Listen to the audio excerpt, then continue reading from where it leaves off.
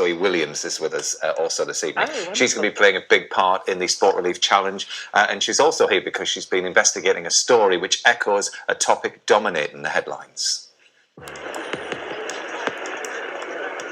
As the world reacts to the spread of the coronavirus, those British nationals who returned last week from Wuhan in China are about to spend their second week in quarantine. But the last time this country had to organise a mass quarantine was back in 1978, and it was here in Birmingham.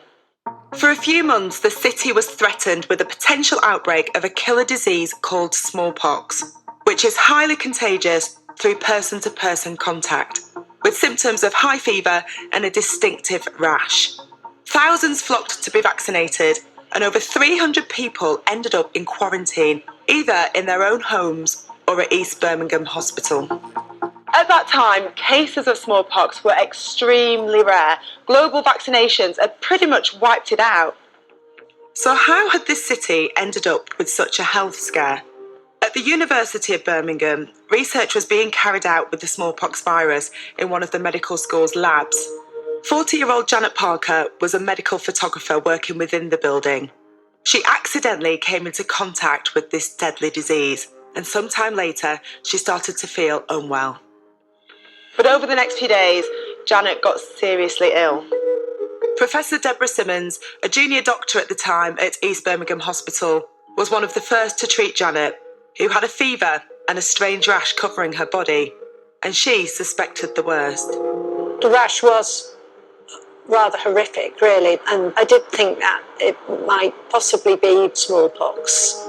And after further tests, smallpox was confirmed. Janet was then transferred to a specialist unit. Her husband and parents were put into quarantine, and Deborah bravely volunteered to be with Janet to help with treatment. Did you at any point feel that you were putting yourself in danger? Not as such, because if you're vaccinated after you've been exposed, but reasonably soon, that will offer protection. Deborah never became ill, but tragically, Janet didn't survive. Meanwhile, in the city, the health authorities were doing everything they could to control a potential outbreak of smallpox. Professor Tom Solomon from the University of Liverpool is an expert in emerging infectious diseases. Here in the city, the public health authorities responded very quickly. They contacted all the people who'd been in touch with Janet, in contact with her, and they started quarantining them. And within 24 hours, they'd contacted nearly 500 people. And of course, they just had landlines. There were no mobile phones, there was no internet. They set up 25 lines to the control centre. They also used the radio, they used newspapers, they got the message out to people.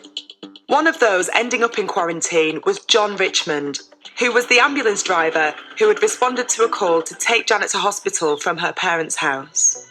My colleague went up and had a look at her, and he came down and he said, "Gosh, you want to see this lady?" And he said, "I've never seen nothing like it." But she was just lying there. You could see the lady was ill, obviously. Julie Brown was 14 at the time and had to be returned from Girl Guide camp as she had sold some ice skates directly to Janet.